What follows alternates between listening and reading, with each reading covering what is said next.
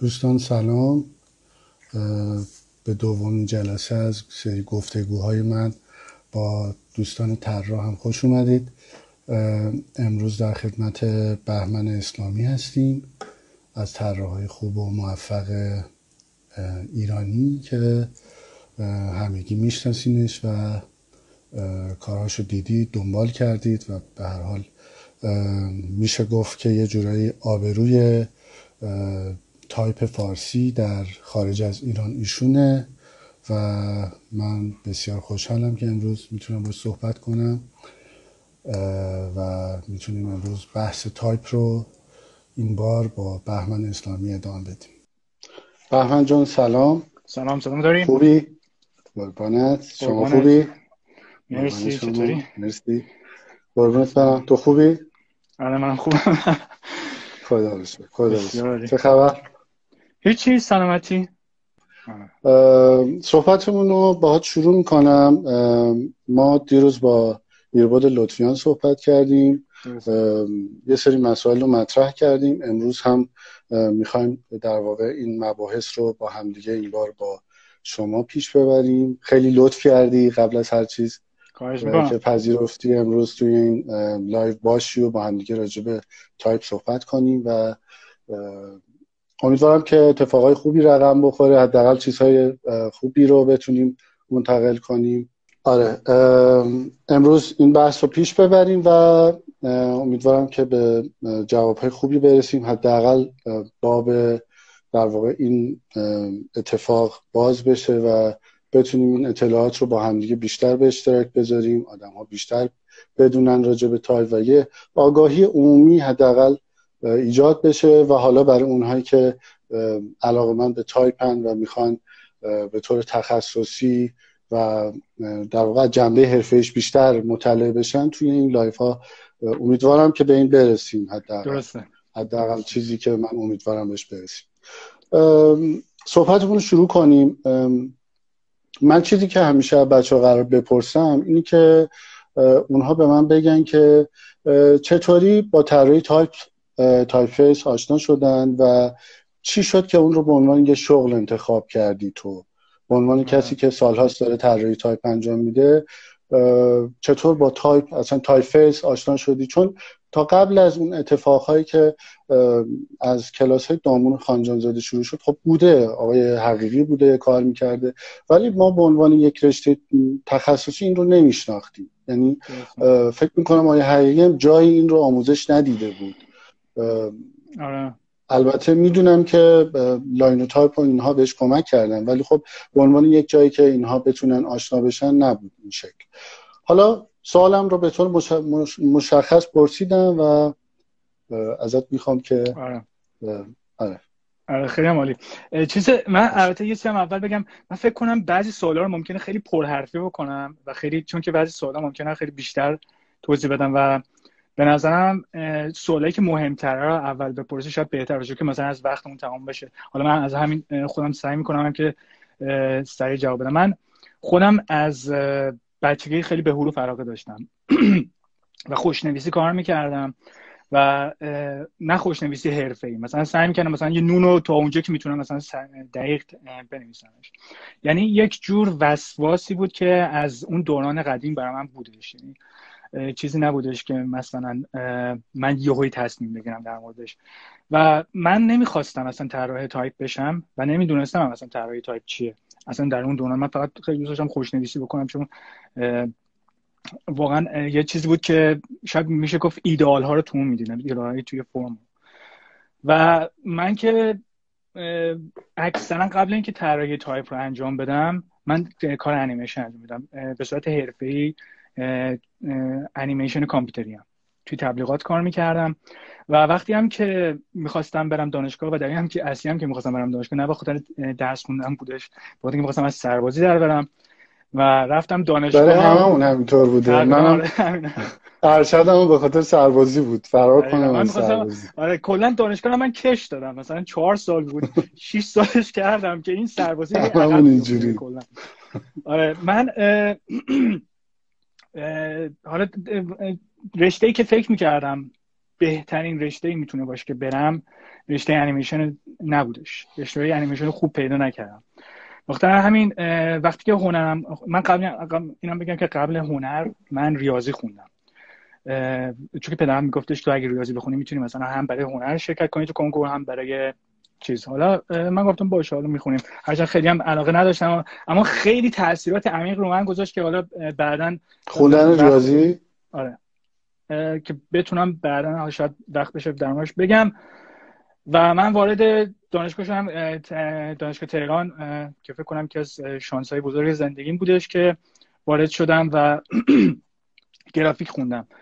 و از همون اول من از حروف که استفاده می‌کردم خوشم نمی‌اومدش و احساس می‌کردم برای کاری که می‌خوام انجام بدم خوب نیست. حتی یکی از اساتیدمون فرزاد علی به ما گفته بود که مثلا یک تمرین داده بود که یک حرفی رو بزنیم روی صفحه و میگفت از لترست استفاده کنیم. من حتی از لترست استفاده نمی‌کردم، حروفو می‌کشیدم و این میگفت این کارو نکن و تو چیز کن. مثلا یه حرفی خیلی عجیب، این چیز شاید عجیب باشه، اون اوایل من خیلی هم علاقه داشتم به حروف لاتین. به نظرم حروف لاتین خیلی خوب کنن، این چیزی که مال اون زمانه، یعنی مثلا علاقه، من الان خودم دارم میبرم عقب، الان تفکراتم خیلی متوجه اون موقع. بله متوجه. و مثلا ه رو میکشیدم شبیه عدد 2 برعکس لاتین میشدش، مثلا 2 برعکس لاتین که مثلا این مثلا فرزاد ادیبی اینو بلند که گفت بچه این به نظرتون 2 یا چیزه ه، که مثلا بچه‌ها میگفتن این چیزه 2.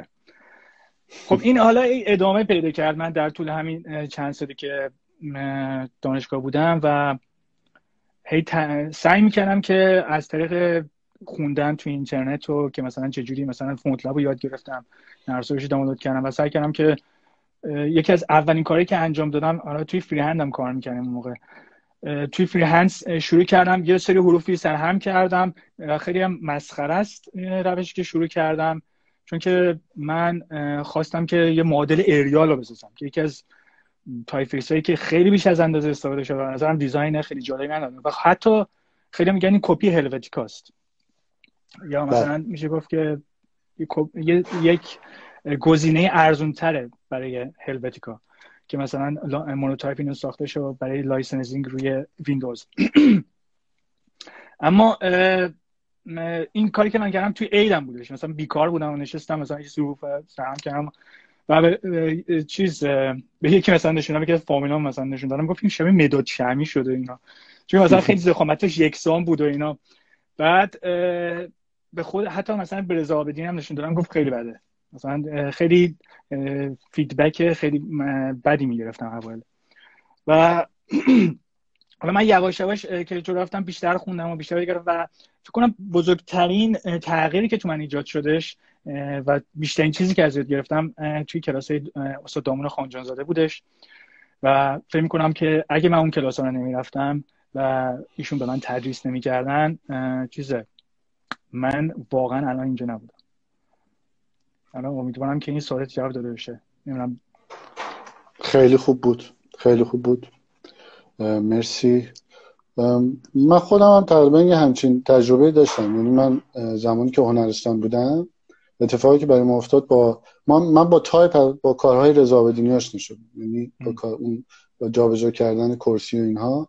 بعد یادم اون روزها خیلی رو بورس بود، مثلا من اومدم یه کار متفاوت کنم، بعد افکت کات آوت فتوشاپ روی نازنین بود، نمیدونم یکی این تایپ ها تیتر بود اینا، کات آوت زدم و بردم اون رو توی نرم افزار پیاده کردم، یعنی با همون کات آوت شدنش یه افکت خاصی بگیره که فونت مثلا، چون احساس می‌کردم که گرافیک اون روزگار کات آوت چیز می‌کرد، تیز می‌کرد، همه چیزو به هم می‌ریخت، یعنی افکت فتوشاپ. آره یه افکت فتوشاپ بود، یعنی کار خاصی هم روی تایپ نکردم، ولی خب به عنوان احساس می‌کردم اون موقع که به عنوان یه کاری که میتونه یه خورده متفاوت کنه ماجرا رو و میدونستم که اون موقع اگر بخوای کار گرافیک بکنی قطعا اگر تایپ انحصاری داشته باشی برای کارهای خودت خیلی موفق تری. یعنی اون موقع ما توی هنرستان یه همچین دیدگاهی داشتیم راجع به گرافیک، اون هم به خاطر کارهای آقای عابدینی بود. و به هر حال آشناییمون تقریبا همه آره شبهی از این بوده. آره این یه چیز مال بیشتر خیلی آماتوری که مثلا منم تو اینجوری بودم، شروع میکنیم احساس میکنیم که حروف فارسی به اندازه لاتین راحت نیست لیوت کردنش، که حالا اگه بشه بحثم راجع به اینا میکنیم که چرا این یه تصور غلطه که مثلا خیلی آماتورها بیشتر باهاش برخورد میکنن و شاید بتونیم مثلا بیشتر در موردش حرف بزنیم. حتما اگر که جایی فکر کردی که کمک میکنه به بحثمون، اون بحث رو واردش بشیم. کار رو چطوری شروع میکنی بهمن؟ تو وقتی که میخوای یه پروژه، حالا اگر پروژه سفارش باشه و یا اگر متفاوت‌تر پروژه باشه که تو میخوای برای حالا خرده فروشی آماده کنی، اینها رو چطور شروع میکنی به کار کردن؟ یعنی اگر که این پروسه خاصی داری یا اینکه فکر میکنی که مثلا از جاهای مختلفی ممکنه ایده هایی بگیری، این پروسه رو چطور شروع میکنی؟ یعنی چطور از صفر تصمیم میگیری به کار کردن و این رو ادامه میدی؟ پروژه‌ای که من معمولا میگیرم، حالا پروژه ها فرق داره، یه سری دو تا حالت داره. یه پروژه هستن که آدم خودش شروع میکنه، یه پروژه هستن که سفارش دهنده داره و معمولا هم موقعیتش باید خیلی فرق داشته باشه با کسایی که شاید تو ایران کار کنن، چون که معمولا پروژه‌ای که اکثرا من میگیرم یه تایپیس لاتین هستش و این کسی که به من اینو سفارش میده، این پروژه تایپ عربی و فارسی شو، میخواد که یه چیزی من طراحی کنم که یک معادلی برای اون لاتینه باشه و این اینجوری شروع میشه که من اول شروع میکنم نگاه کردم به اون تایپیس لاتین ها، این مدل شما یک شما دوشم بعدا میگم، و سعی میکنم که ببینم که اون چه دیدی داشته و اینو سعی کنم ترجمه کنم به فارسی یا عربی. این البته هر کسی یه نحوه برخورد متفاوت داره. یه جوری میشه به ترجمه فرم از یک سیستم نوشتار به یک سیستم نوشتار دیگه و این هر فرمی هم توی هر سیستم نوشتاری کار نمیکنه. مثلا اگه مثلا تایپیس دیودروم عربی نگاه کنید، مثلا نقطه های دیودروم لاتین گرده، اما مال عربی چیزه لوزی شکله که خیلی هم مقاومت کرد کسی که لاتینش رو تحریک کرد، من میگفت گردش کن و من نکردمش. خیلی خوشحالم که این کار نکردم، چون میبینم خیلی خوبه که این کارو نکردی. این کارو نکردم. خیلی چیزم هست، اتفاقا مشتری هم خیلی متوجه این کسی که لاتینش رو تحریک کرد بود یه فرانسوی بودش. کسی خیلی نحوه برخورد متفاوته. یعنی مثلا بعضی هستن که واقعا اعتماد میکنن و اجازه میدن که تو کارتو بکنی و بعضی هستن که خیلی هم چیز میکنن. وقتی حالا مثلا اینو آنالیز کردم، یک کلمه من می‌نویسم، یک عبارته که شاید این عبارت به من کمک میکنه که کمپکت توی حالت تو کمپکت ترین حالت ممکن من بتونم شکلی رو به دست بیارم که بعداً بتونم اونو پخش کنم بدون که لازم باشه همه حروف طراحی کنم. و اون عبارت 107 عکس مارپیچه، یه عبارت بی‌معنیه، اما تمام فرمایی که من لازم دارم و ضروریه، آره میتونم ازش در بیارم. 107 عکس مارپیچ. وقتی من اینو طراحی کردم، نسبت‌ها رو تمام توش در میارم و اینو بهش نشون میدم. معمولا هم یه مقدار حالا چیز صحبت میکنن که مثلا اینجوری کن اونجوری کن، حالا من باید بهشون توضیح بدم که یه سری چیزا درست نیست انجام دادنش، مثلا خوشگل نیست و خیلی هم سخته، خیلی سخته توضیح دادن به کسی که اصلا این سیستم نوشتار رو نمیشناسه و نمیدونه که زیبایی شناسی یک فرهنگ فرق داره با زیبایی شناسی یک فرهنگ دیگه. و خیلی میگن هی منو چیز میکنن و بعضی وقتا هم من برنده نمیشم، مجبورم که چیزی که میگن رو انجام بدم، چون که سفارش دهندن و میخوان یه چیزی رو.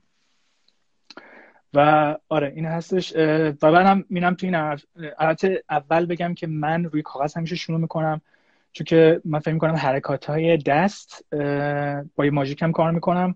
فکر میکنم حرکات‌های دست چیزه خیلی تأثیری که میذاره، حرکتایی که ایجاد میکنه با در کامپیوتر اصلا امکان پذیر نیست. و بعضی وقتا مثلا من یه فرمی رو میخوام طراحی بکنم تو کامپیوتر نمیدونم، زشته، هر کاری میکنم زشته، روی کاغذ در عرض مثلا 2-3 دقیقه درش میارم جوابشو. یعنی مثلا کلا دست انگار یک جادوگره، نمیدونم.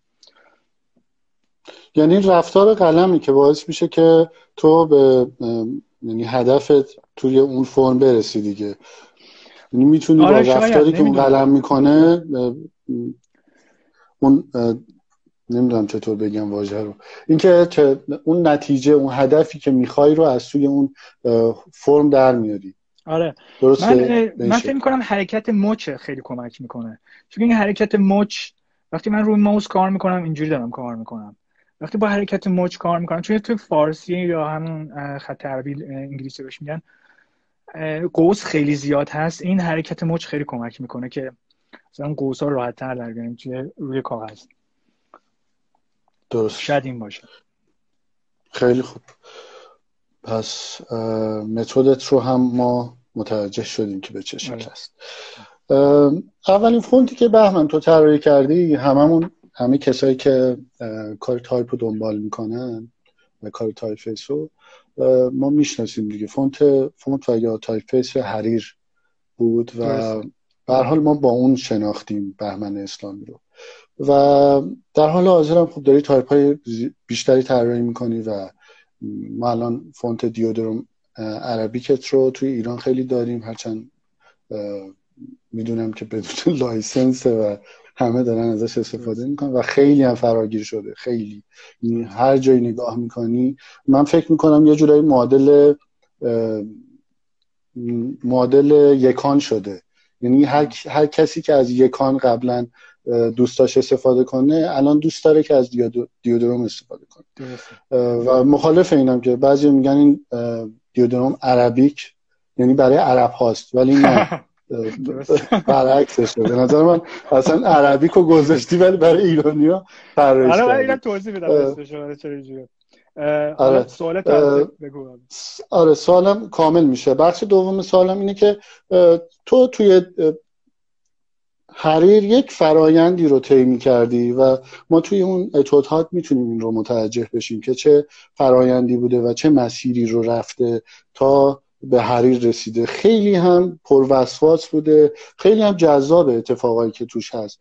یعنی تو برای پاورقی فونت طراحی کردی با خصوصیات مخصوص به خودش و مثلا برای تیتر یه حالت دیگه خیلی هم متفاوته. یعنی تو شاید خیلی نتونی مهندسیش رو بفهمی، فقط کسی که تایپ بلده و ظرافتاشو میدونه میتونه متوجه بشه که تو داشتی این حساسیت هایی که توی پاورقی هست رو رعایت میکردی یا توی تیتر هست رو رعایت میکردی.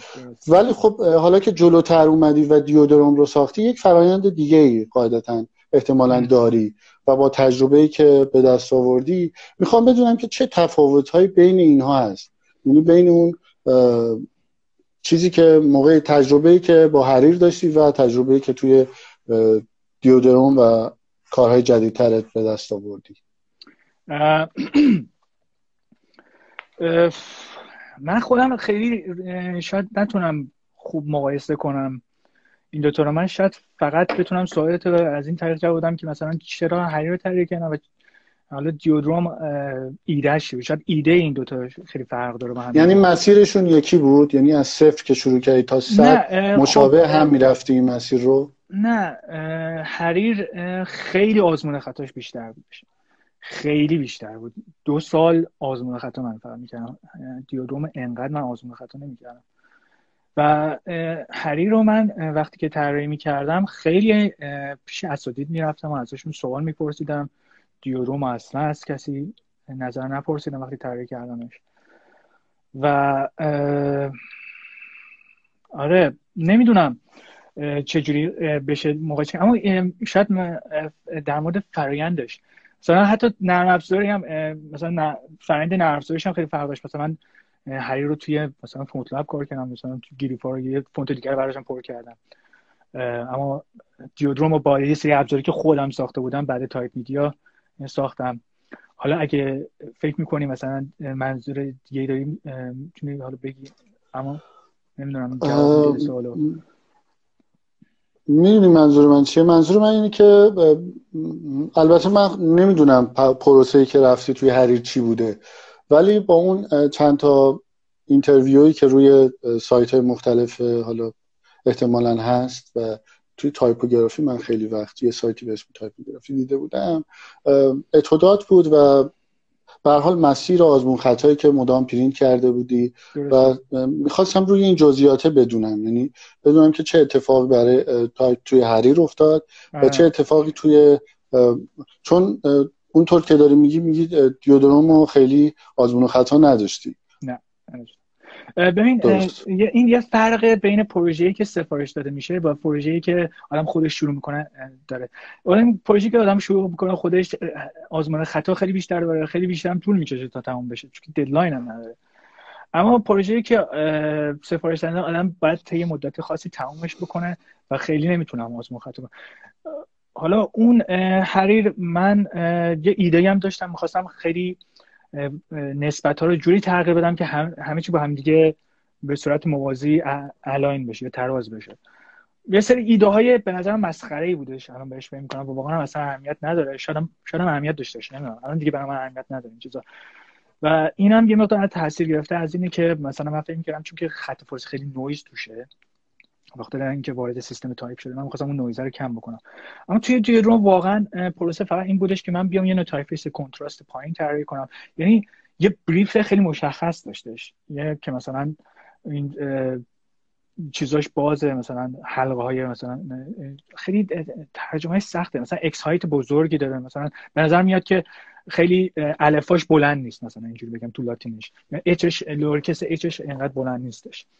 یعنی مثلا یه بریف خیلی مشخصی داشت که من روی اون بریف شروع میکنم کار کردن. بخاطر همینم وقتی که یه سفارش دهنده وجود داره که مثلا یه بریف خیلی مشخص آدم برای خودش داشته باشه خیلی سریعتر میتونه به نتیجه هم برسه، خیلی بهتر هم شاید به نتیجه برسه. شاید مثلا آدم یه پروژه خودش شروع کنه هیچ وقت به نتیجه نرسه و ولش کنه به خاطر اینکه اصلا مشخص نیست چی میخواد. این هم خیلی مهمه به نظر من، چون که من شده حتی مثلا پروژه‌ای شروع کردم که با یه شخص دیگه بوده، حالا اینا خیلی چیزای شخصی من خیلی جزئیات نمیرم باشه، اما اون طرف خودش نمی‌دونسته چی می‌خواسته و لاتینو داشت طراحی می‌کرده و انقدر این آدم بازی کرد که مثلا من خودم از پروژه کشیدم بیرون، یعنی نمیدونست واقعا چی می‌خواستش و این باعث شد که مثلا من خودم از پروژه بکشم بیرون و خودم بشینم کارهای خودم انجام بدم. یعنی نبود هدف مشخص خیلی میتونه باعث بشه که آدم خیلی بخواد بازی کنه. درست. خصوصیاتی که گفتی خب برای اینطوری که من متوجه شدم برای دیودروم یه خصوصیاتی بوده که تو توی فکر میکنم که تایپ های مولتی اسکریپت بهش میگن، یعنی اینکه از یک زبان دیگه تو یعنی انگلیسیش میگی که طراحی شده بوده و تو فارسیش رو بر مبنای اون یا با دی ان ای که اون داره تو طراحی کردی. حالا میخوام بدونم که اگر که تو یک تایپ فیس جدید بخوای طراحی کنی از چه چیزایی الهام میگیری؟ اینکه ممکنه از فرهنگ باشه، فرهنگ نوشتاری یک حالا کشور، یا ممکنه که از خطوط سنتیشون باشه یا از چیزهایی که باب شده. یعنی مثلا ما توی دستخط طراحای مختلفی دیدیم، یعنی مثلا دامون خانجانزاده یه کاری رو میکنه به طور مثال دارم و بقیه میان اون کار رو شروع میکنن تکرار کردن. میخوام بدونم که تو چطور این کار، یعنی وقتی که تایپفیس جدید شروع میکنید از چه چیزی این الهام شروع میشه؟ تایپفیسی که خاصیت مولتی اسکریپت نداره. درسته. حالا خیلی سوال سختیه جواب دادنش. من تاثیراتم به صورت ناخودآگاه از چیزایی که میبینم، نمیتونم دقیقاً بیام انگوش بزنم روشون که مثلا من از این تاثیر گرفتم. وقتی که شاید من اون موقع که شروع کردم خیلی مستقیم نگاه میکردم تایپفیس دیگه، مثلا تایپفیس هر وقت داشتم طراحی میکردم به چند تا تایپفیس خیلی نگاه میکردم، به ادوبی الکتریک نگاه میکردم، به تایپفیس کریم نگاه میکردم، به تایپفیس های لاتین نگاه میکردم، حتی به تایپفیس مثلا ورناک نگاه میکردم و میترا رو نگاه میکردم.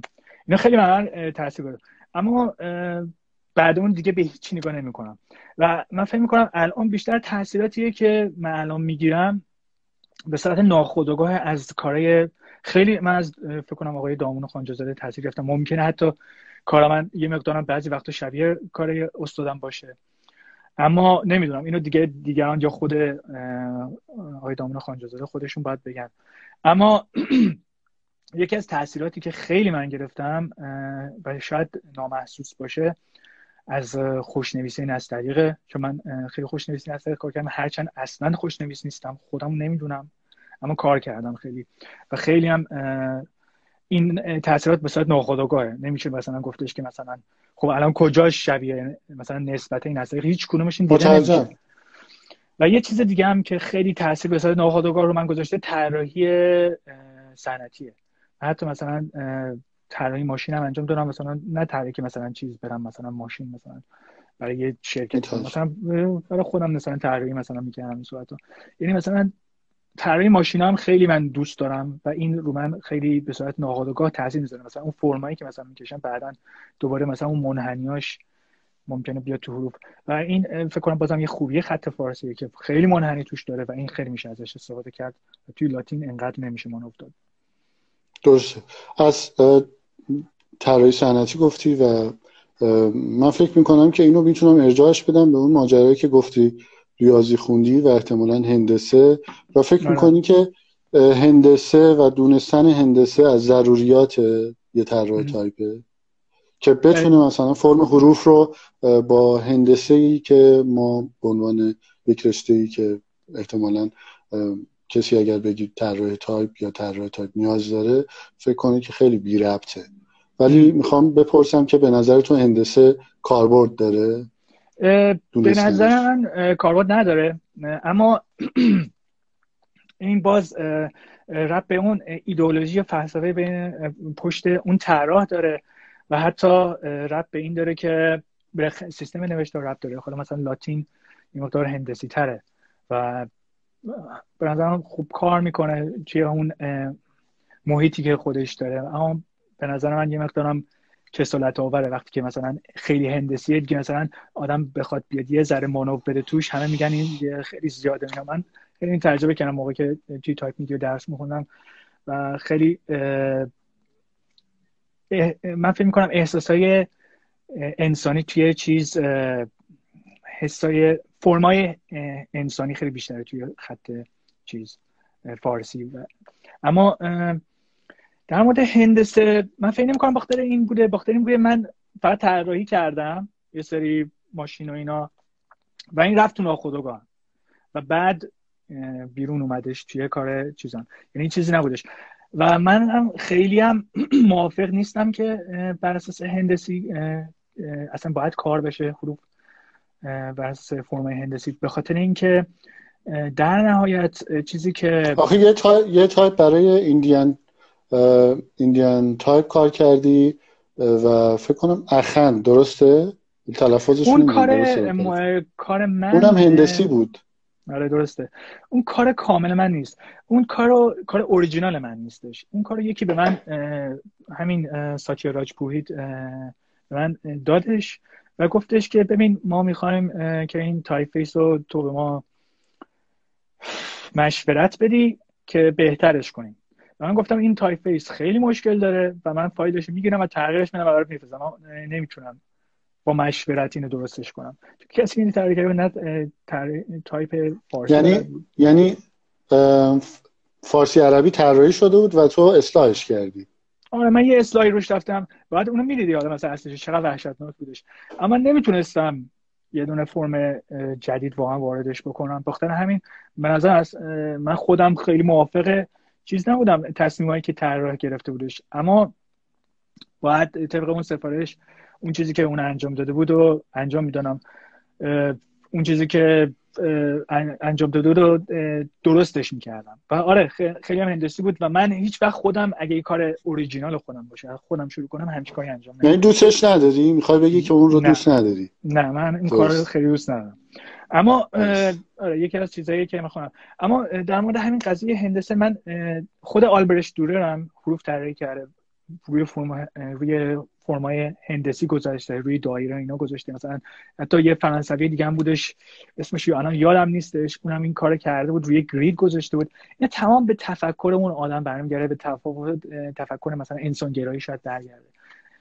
هر کسی یه خیلی به فرهنگ برمیگرده. آره به چیزی که از گذشته به ما ممکنه رسیده باشه که گذشته ما قطعا خیلی متفاوته. اگر آلمان زندگی کرده بودیم شاید خیلی منطقی بود هندسی کار کنیم. آره دقیقاً. این هم مثلا نکته جالبی بود که بود. آره. سوال بعدی که من دارم یه سوالیه که یه خورده متفاوته با بحثایی که تا حالا باهات کردم. من میخوام که یه سری مراحل طراحی تایپ رو بگم، شاید بازم موافق نباشی با این مراحل. یعنی من یه سری مراحل رو برای خودم دسته‌بندی کردم. آره یه سری مراحل دسته‌بندی کردم و میخوام که تو یکی از مهمترین قسمت‌هایی که توی این مراحل می‌بینی رو یکیش رو انتخاب کنی و به من بگی که من الان مراحل رو میگم. تعریف و هدف گذاری، طراحی اولیه، بازنگری، طراحی تکمیلی، تست، بازنگری و اصلاح، انتشار، توسعه و بروز رسانی. فکر میکنی که کدوم یکی از این بخشا مهمتر از بقیه قسمت هاست؟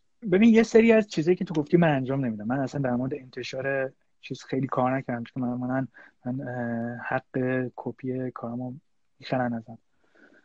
یعنی کاملا منتقلش میکنی دیگه، کاری با اون تایپ نداری؟ آره یه گزینه خوبیه برای کوتاه مدت، اما برای دراز مدت گزینه خوبی نیست، چون که بعضی وقتا یه سری تایپ ها مثلا من هیچ وقت نمیدونستم دیوزوم اینقدر چیز گسترش پیدا کنه. من مطمئنم که خیلی شاید به نفع من بیشتر بود اگه مثلا من حقوقش نمی‌فروختم، اما چون که بعد تحصیلاتم بود مجبور بودم حقوقش رو بفروشم. اما در مورد اون چیزایی که من خودم میدونم و انجام میدم، به نظرم دو تا چیز خیلی مهم هستش، دو تا مرحله خیلی مهم هستش. حالا نمیدونم دقیقاً اون کلمه که تو استفاده کردی باشه. مرحله اول و آخره. مرحله اول طراحی روی کاغذه. نمیدونم حالا مثلا تو یعنی اتود اولیه دیگه. یعنی اتودهای اولیه رو تو مهمترین بخش از پروسه طراحی تایپ. یکی هم مرحله تست گرفتن توی نوشته است. هر چیزی که ما بین این دوتاست به نظرم انقدر اهمیت نداره.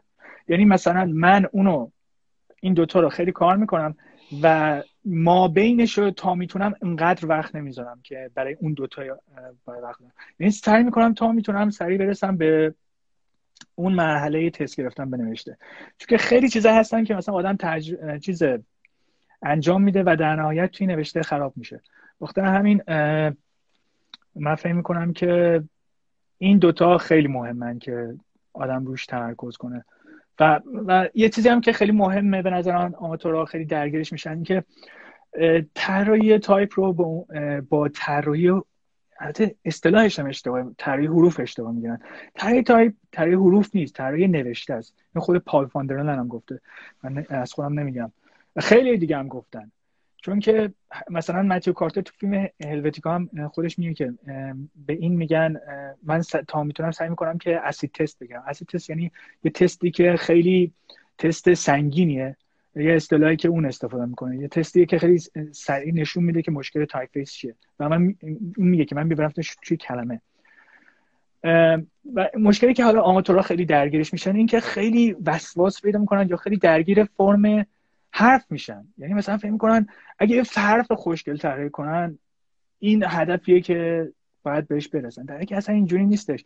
شما یه حرف خوشگل ممکنه طراحی کنی اصلا به حروف دیگه ممکنه نخوره و اصلا غیر قابل استفاده باشه اون چیزی که شما طراحی کردین. یا مثلا کلا یک کلمه یه حرفی همش فریاد بزنه، مثلا شما دارید میخونید هی یه چیزی داره مثلا هی میزنه بیرون.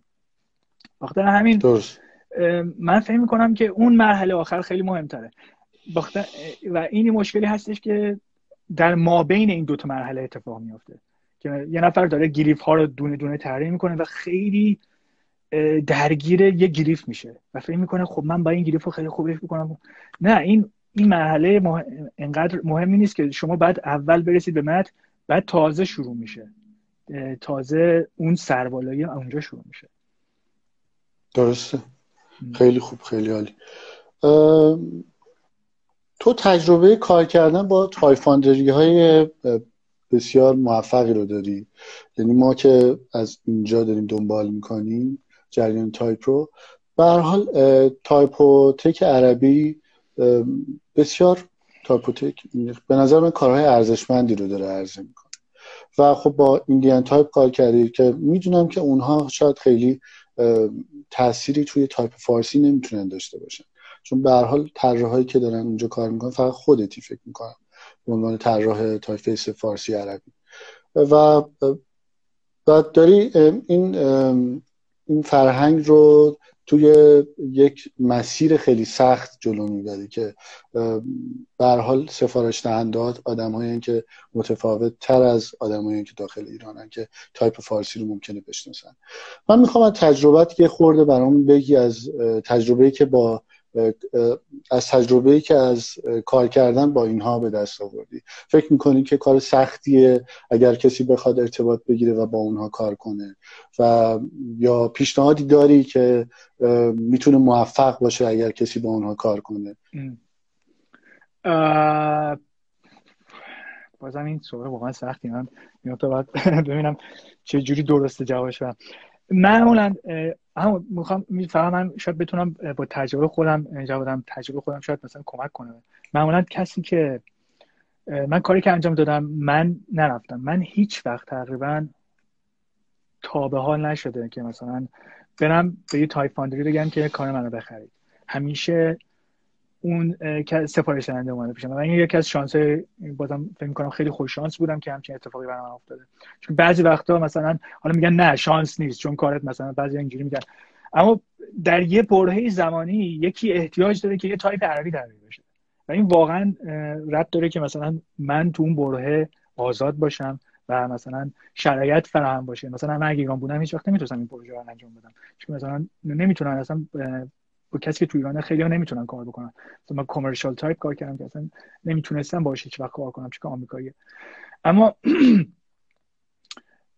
به نظر من بهترین کاری که یه نفر میتونه انجام بده این که تا میتونه کار کنه. خیلی‌ها فکر میکنن، خیلی‌ها همین الان هم دارن یعنی تو اعتقاد داری که طرف کار کنه و اون رو کشفش کنه، یعنی فاندری مثلا تایپوتک عربی اون رو کشف کنه؟ دقیقاً من فکر میکنم این بهترین حالته، یعنی مثلا کارشو بذاره توی مسابقه، مثلا فکر خوبیه به نظر من. چون که جوری که من کارمو گرفتن این بود که من توی مسابقه لتر تو شرکت کردم، کار من رو انتخاب کردن به عنوان یکی از تایپ فیسایی که حالا عنوان برترین تایپ فیسای دهه مثلا بهش دادن. حالا من کار ندارم که مثلا خیلی هم نمیتونستم مثلا تو مسابقه شرکت کنم یا شرکت نکردم، اما یکی از داورا پیتر بیلاک بود و گفت من این از تو میخوامش. و حالا جدا از این که پشت صحنه‌ام کریستیان سارکیس هم خیلی از کار من تعریف کرد اینا. یعنی به نظر من کار بهترین گویاه این که مثلا حالا مثلا این که آدم دیده بشم خودش خیلی مهمه. مثلا من برای اینکه دیده بشم آره این کار کردم چون می‌خواستم. من فکر نمی‌کردم تو ایران مثلا کسی خیلی بتونه من کمک کنه، بخاطر همین سعی کردم که مثلا خودمو مثلا در سطح بزرگتری مثلا مطرح بکنم و کارهای بیشتری میکنم که درستم از ابتدا اومدش. اما من یه کاری دیگه هم که انجام دادم بهم کمک کردش این بود که من رفتم توی انجمن بین‌المللی تایپوگرافی سخنرانی دادم، ATYPI بهش میگن یا A تایپ اصطلاحاً میگیم. و اونجا هم آدما رو دیدم، بهشون گفتم که البته آدمایی که من میبینن همیشه به صورت دست دوه، یعنی مثلا من هیچ وقت تنها دفعه‌ای که یه نفر بدون شناخت من اومد جلو پیتر بلاک بود، دفعه بعدی همیشه از طریق دوستان بود. یعنی مثلا دوستم یه جای دیگه کار میکرده، بهشون گفتن این خوبه کارش و چیز، همشون هم تقریبا کسایی بودن که من باشون درس خوندم توی تایپ میدیا. یعنی مثلا اونا خیلی به من کمک کردن که مثلا من پروژه بگیرم، اونا منو معرفی کردن به جای مختلف. یعنی اینجوری من پروژه‌ام وسایل پیدا کردش. پیتر بیلاک توی تایپ مدیا مگر نبوده یا تدریس نمیکنه؟ چرا تدریس میکنه؟ خب تو میگی نمیشناختی. من وقتی که با پیتر بیلاک کار کردم اصلا هیچ کانتکتی باش نداشتم. تو ایران بودم، حریر رو من ایران ساختم. تو حریر رو از ایران به تایپوتک کانکت شدی باش؟ آره درسته. من چقدر فوق‌العاده. توی مسابقه لتر تو که شرکت کردم ایران بودم. اصلا آره یه سری از دوستان حالا میدونن اینا. اما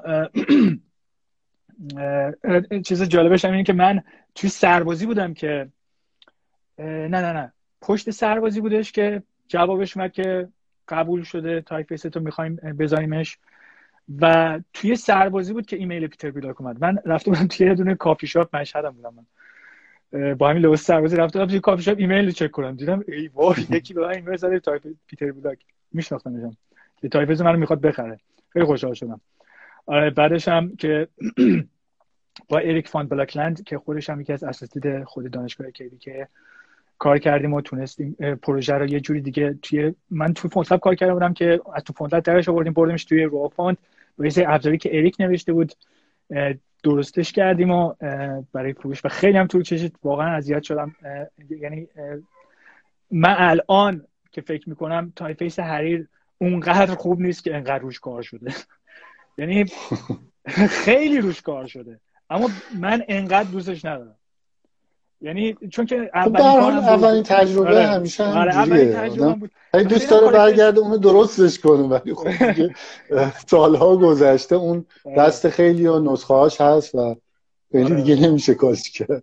آره کاراکتر ست خیلی بزرگی داره، اصلا یه چیز عجیب غریبیه، کلا حالت خیلی شدید شده، همه چی می‌خواستم مثلا پر کنم مثلا.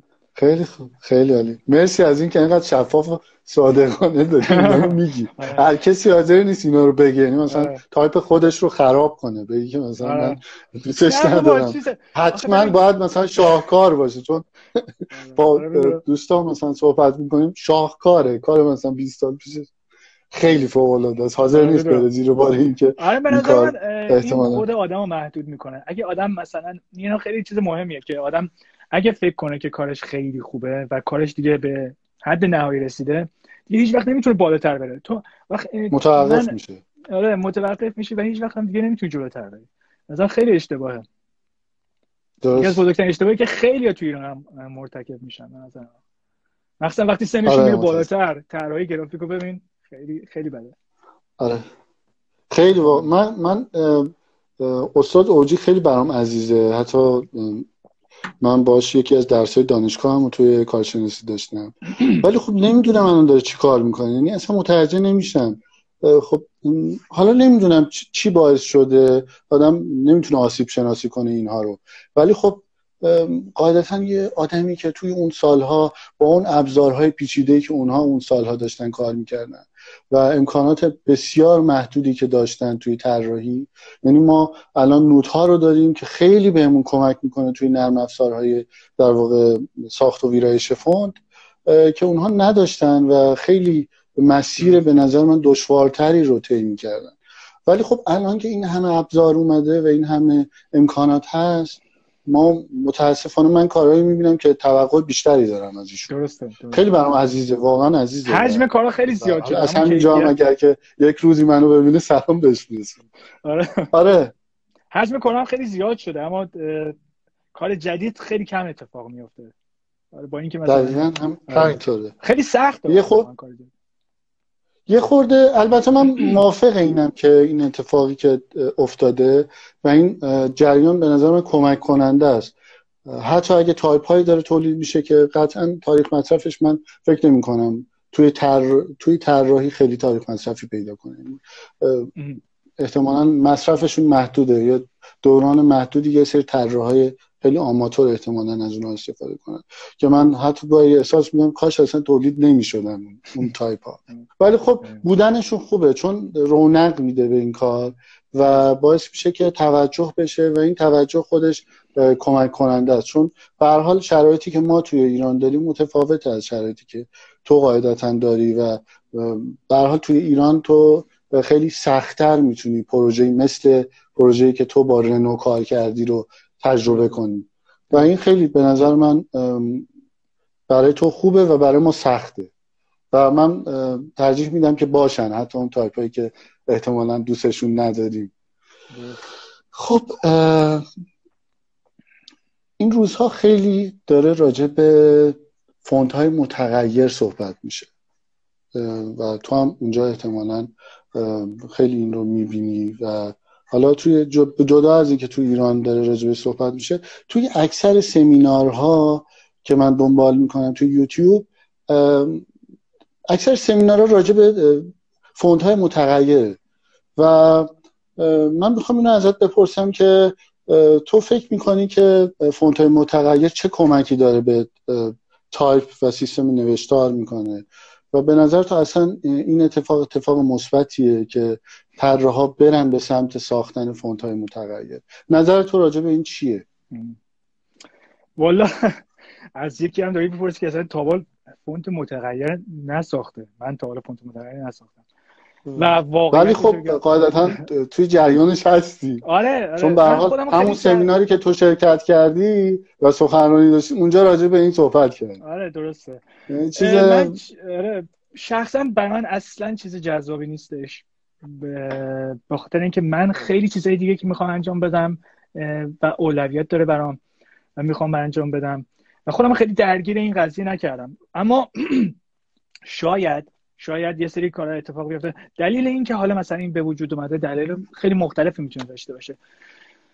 یک منفعتی که میتونه داشته باشه این که حجم فونت رو میاره پایین و انتخاب‌های بیشتری هم به کسی میده که یه فونت رو استفاده کنه. میتونه مثلا یه اسلایدر بگیره بکشه، وزن فونت ضخیم و نازک میشه. مثلا کارهای دیگه میتونه مثلا به صورت اتوماتیک فونت مثلا پوینت سایزش که کوچیک میشه یه تغییراتی توش رخ بده که این به نظر واضح‌تر بیاد برای اون اندازه کوچیک. اینا میتونه چیزای خوبی باشه اما خیلی پیچیده است. اینا یه پیچیدگی هم با خودش میاره که هر کسی نمیتونه ازش استفاده کنه. یعنی سالها طول میکشه. مثلا تکنولوژی فونت خیلی کند پیاده میشه. هنوز خیلی از نرم افزارا نمیتونن فارسی رو ساپورت کنن. مثلا افینیتی خیلی کند به سمت ساپورت فونت های متغیر دارن میان نرم افزارا. آره. خیلی محتاطن و نمیدونم شاید منافعشون در این نیست که خیلی به سمت این بیان. آره خیلی چیزای دیگه هم هستش. می‌بینید مثلا باید واقعا براش تقاضا وجود داشته باشه. یکی از جاهایی که خیلی از این پشتیبانی که گوگل بود و من فکر می‌کنم نظر من اینه، شاید دارم اشتباه می‌کنم، یه چیزی از خودم دارم در میارم، به نظر من که می‌خواستن حجم فونت رو بیارن پایین، به خاطر اینکه اینا دارن فونت رو به حجم خیلی عظیمی روی گوگل فونت لود میکنن و حتی کوچکترین سایز اگه اندازه فایل خیلی کم هم بشه، یه ذره کم بشه، باز تاثیرات خیلی عظیمی میذاره براشون. و اینا خیلی گوگل فونتس خیلی سنگینه، خیلی سایت سنگینیه. احتمالاً خودت هم باز کردی، هرچی اسکرول رو میاری پایین این لود شدنش کنتر میشه. من فکر میکنم که میشه. آره.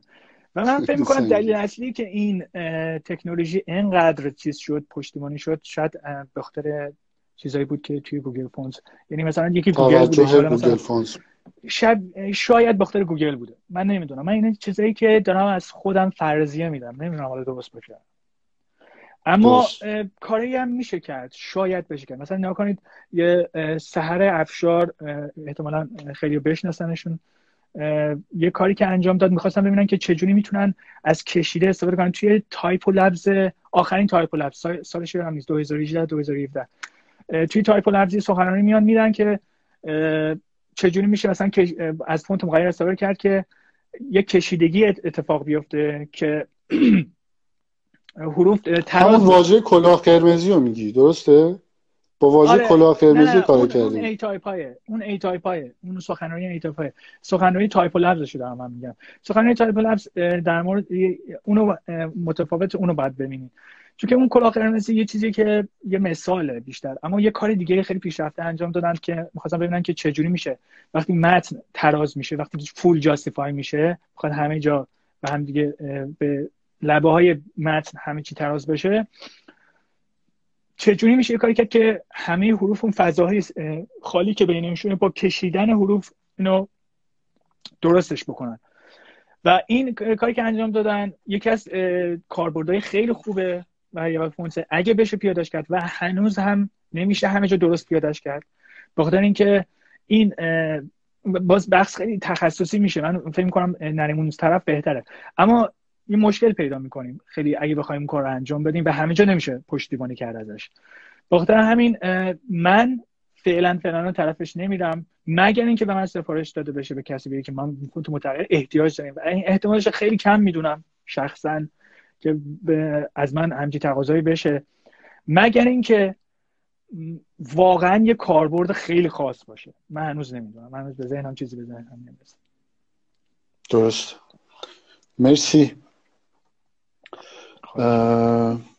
خواهش میکنم. خسته که نشدی؟ نه بابا. خسته شدی؟ الان چیزه ترجمه میکنم یه ساعت چه سریع گذشت. فکر میکنم 1 ساعت شده. آره من فکر میکنم که احتمالاً قطع شه و دوباره برگردی. صحبت دیگه ای که میخوام باهات داشته باشم راجع به اینه که خب اتفاقی که میفته ما مثلا تایپ های میبینیم که از تایپ های دیگه تأثیر میگیرن و حالا ما به نوعی میتونیم اون رو توی دسته اقتباس بذاریم، گاهی هم میتونیم اونها رو توی دسته کپی بذاریم، یعنی رسما کپی بدونیم اون تایپ رو.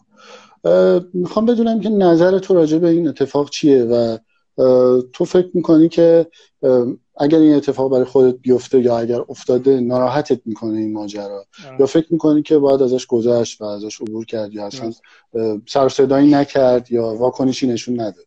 درسته. این اتفاق برای تو هم اتفاق افتاد. من در جمعش بودم که یکی کارش خیلی تو انجام دادش و من میتونم تشخیص بدم واقعا چقدر استرس با آدم وارد میکنه.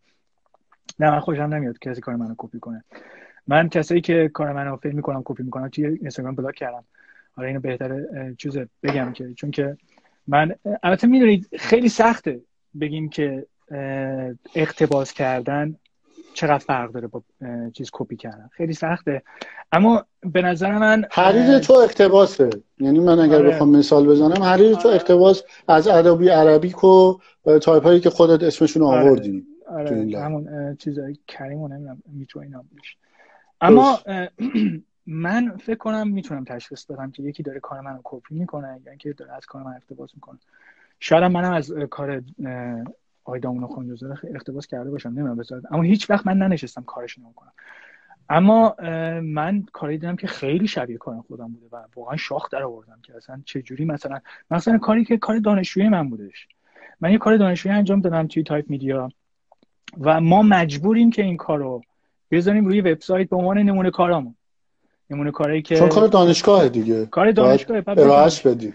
من نتونستم چون این تایپیست تجربه و خیلی هم دوست دارم تمومش کنم. یعنی ببین واقعا از آرزوامه که بتونم این کارو تموم کنم، چون که دارم میبینم چیز کاری شبیه بهش میبینم و من خیلی اذیت میکنه چون که کسی نمیگه چیزی. اصلا ببین من هیچ طراح تایپی ندیدم که بیاد بگه من از کجا میارم. بعضی وقت مثلا یه سری خطی میذارن که آره این مثلا چیز بوده، مثلا منبع کار من بوده، اما هیچ وقت نمیان بگن. خیلی شوه، خیلی بعضی وقت شو، یعنی احساس میکنی که داره مارکتینگ میکنه طرف. این کارو فقط داره برای مارکتینگ کننده است که این داره اتفاق میفته. و منو میترسونه من به خاطر همینه که خیلی کار نمیذارم. آدم امنیت نداره. یعنی دقیقا. من الان مثلا خود من شخصا یه پروژه رو کار کردم، یه تایپفیسی خیلی هم زمان برده، تایپفیسی به اسم میم، ولی جرأت ندارم نشون. نمیگم کار خیلی فوق العاده ای، ولی اصلا مهم نیست. آدم امنیت نداره. یعنی تو امنیت نداری کار تو پرزنت اولیه بکنی حتی تا زمانی که مطمئن نشدی از انتشار. دقیقاً. ببین همین حالا مثلا تایپفیسی تجریش شد با آزمون خطا من به دست آوردمش، نرفتم که مثلا یه کار دیگه. من خیلی هم زیباست، خیلی زیباست، واقعا زیباست. من زمانی که دیدمش خیلی لذت بردم و خیلی هیجان انگیز بود دیدن اون فرمت که منو یاد تیتر مینداخت ولی تیتر نبود، خیلی چیز فوق العاده شده. و یادم اون موقع توی اولین بار توی سایتی دیدمش به اسم یاقوت، یعنی پرزنتی ازش شده بود توی سایت به اسم یاقوت گرافیک یا همچین چیزی و خیلی هیجان انگیز بود. و من نمیدونم اون آدم ها چطور به خودشون اجازه میدن که این اتفاق رو رقم بزنن، چون که کار دانشجویی من بوده. من اصلا تا به حال همچین چیزی ندیدم. حتی من بعضی وقتا مثلا حالا اینو نمیخوام حالا مثلا توضیح بدم، من گذر میکنم ازش، الان فکر میکنم بهتره راجبش خیلی بحث نکنم. اما من تا به حال در حوزه لاتین کار شبیه اینجوری نمیبینم و وقتی هم اتفاق میفته قشنگ توی توییتر، من توییتر اکانت دارم، قشنگ سر صدا میکنه. من واقعا وارد این نشدم که یعنی توی طراحای تایپ لاتین واکنششون میدن به این جریان. آره نشون میدن. اونها هم از این ماجرا نمیگذرن اگر آره اتفاق بیفته. دقیقاً همینجوری. ببین اگه یه طراح زنده نباشه، من دلیلی نمیبینم که مثلا یکی بیاد مثلا سر صدا بکنه. حتی طراحی که هم بوده، مثلا برام ددوس، یه طراح هلندیه، کارشو یکی اومد خیلی شبیه بهش نوشته بود، حتی خودش نوشته بود. یه آمریکایی یه کاری انجام داده بود که حالا میتونید شاید برید توی توییتر ببینید چه بحثی درگیری شدهشین. شارپ تایپ یه تایپی طراحی کرد بر اساس یکی از تایپ هایی که یک طراح هلندی کار کرده بود و خیلی هم یک یه افسانه است برای کلا طراحی تایپ. این شخص اسمش برام ددوسه، فکر کنم تایپ فیس ترینیتی رو بر اساسش کار انجام. این انقدر سر صدا کرد و حتی من فکر کنم چیز شدش، براشون ایمیل فرستادن شکایت میکنیم ازتون. توی آمریکا، حتی توی آمریکا فکر نمی‌کنم میتونستن کاری بکنن، چون که تو آمریکا قوانینی بر اساس برای جلوگیری از کپی فرم وجود نداره توی طراحی تایپ و نمیتونستن کاری بکنن، اما اونا ورش داشتن. ببین یه تایپیست خیلی چیز حجیمی هم بودش، اینو ورش داشتن، من دیگه نمیبینمش. یعنی این اتفاقا اینجا هم میفته، در اینجا هم میفته. اقتباس کار بدی نیست، آدم بیاد بگه در موردش، مثلا بگه که آره من از کار، اما کار اگه میاد مثلا روی مثلا داره چیز من تاثیر منفی میذاره روی درآمد زندگی من، من درآمد خیلی زیادی ندارم مثلا، که مثلا بعدش بیاد بخواد مثلا تاثیر بدی روی زندگی من بذاره، خب نباید این کارو بکنه. آدم فقط نباید به قانون چیز باشه، که نباید به قانون اهمیت بده. به جهت انسانی باید این ماجرا رو دید. آره به جهت انسانی. چون که ببین این کار مثل پوستر نیست. من یه پوستر طراحی بکنم مثلا یه هفته وقت بذارم، یک پروسه خیلی پوستر فروختی، تو پوستر رو میفروشی، پوستر اگرم کپی شده تو دستمزد تو گرفتی، تموم شده. ولی وقتی که مثلا یه فونتی داره خرد فروشی میشه و تو منتظری که اون زمانی که و انرژی که برای اون ماجرا گذاشتی به تو برگرده و تو وقتی اون اتفاق برات میفته انگار که مثلا یکی اومده پروژه رو با تو نصف کرده و انگار مثلا شریک شده تو اصلا یه چیز خیلی عجیب تری هم هستش. مثلا واقعا فرقی با دزدی نداره، چون که ببین همه اون ایده هایی که در از 6 ماه جمع شده توی یه سری حروف کمپکت شده و تو میتونی در از چند دقیقه ورشون داری، خیلی راحت اینا رو چیز کنی. مثلا حتی این یک نحوه چیز شده، یک نحوه کسب درآمد شده تو ایران، که مثلا یکی میگه که آقا این چیزه، این بالای این، حالا مثلا یه سری هستن نمیخوام مثلا اشتباه گرفته بشه، مثلا یه نمونه‌ای هست که مثلا کار درستی انجام میده، یک شخصی که کار درستی انجام میده، مثلا مسلم ابراهیمیه یه کاری مثلا میاد بر اساسش مثلا طراحی کرده، مثلا تغییرش میده. مثلا شما ببینید ایران یکانو که مثلا بر اساس یکان طراحی شده، واقعا تغییر پیدا کرده، یکان دیگه نیستش. اما مثلا یکی بیاد مثلا بگه که آقا مثلا من یه چیزی مثلا خیلی بلنده مثلا کوتاهش بکنم، یا مثلا بعدش بیاد به عنوان چیز، این تایپیست جدید نیست. تو گرفتی یه ذره چیزایی که دلت خواسته رو تغییر دادی، یه خورده نودا رو جابجا کردی و احساس می‌کنی که صاحب اون اثر شدی. اما آره به نظر من این کار خیلی عجیبیه که داره جواب میده و من نمیدونم تو چه مدتی جواب بده. من خودم احساس خطر نمی‌کردم وقتی که قبلا، تا اینکه برای خودم اتفاق افتاد واقعا هم دیدم که نه، واقعا منم در خطرم و خیلی هم هستن که اینا دارن قشنگ کسب درآمد میکنن و خیلی هم متوجه نیستن که اینا از کجا دارن این چیزا رو میارن. و آره خیلی عجیبه، خیلی یه پدیده واقعا عجیبیه که تو ایران داره شاید خیلی گسترش پیدا نکرده و ناراحت کننده است اگه گسترش بیشتر پیدا کنه. متاسفانه ما ماجرای لایسنس هم داریم دیگه. حالا مثلا اگر که شما اونجا کار میکنید و حالا یک تایپی داره فروخته میشه، واقعا فرهنگی سالهاست اتفاق افتاده، لایسنس دارن میخرن برای کار و یه قانونای حمایتی هست احتمالاً. ولی خب ما اینجا حتی وقتی تایپ رو عرضه میکنیم واقعا فرصت کوتاهی داریم برای اینکه بتونیم ازش کسب درآمد کنیم. حالا تو ساختار تو ساختار خرده فروشی که فایل فونت میدیم دست مشتری، وگرنه تو اون ساختار حالا مریم سافت و اینها یک مقداری متفاوته و محدودیت عملا یک محدودیت توی اون ساختار که همراه با فونت فروخته میشه. حالا اونجا مثلا یه مقداری باز هم آدم‌هایی هستن که نرم افزار بلدن و برمی‌دارن و فایل گلیفا رو برمی‌دارن میچینن و میفروشن و عملا خیلی اتفاق بدیه و من میگم ما توی ایران فرصتمون خیلی کوتاهه. این رسما شاید مثلا یه طراح تایپ توی ایران فرصتی که داشته باشه برای کسب درآمد نهایتا 1 ماه تا 2 ماه، یعنی یک تبلیغات خوب، یک کمپین خوب باید قبل از عرضه بره که همه منتظر باشن، بعد توی اون مثلا فرصت کوتاه یه برآوردی، یک برگشتی داشته باشه. یه سوالی، حالا این اتفاقی که برای تو میفته معمولا تو فکر میکنی چجوری افرادی که فونت رو کپی میکنن از چه طریقی اونو میفروشن؟ روی وبسایت به نظر تو یا معمولا روی وبسایت دیگه؟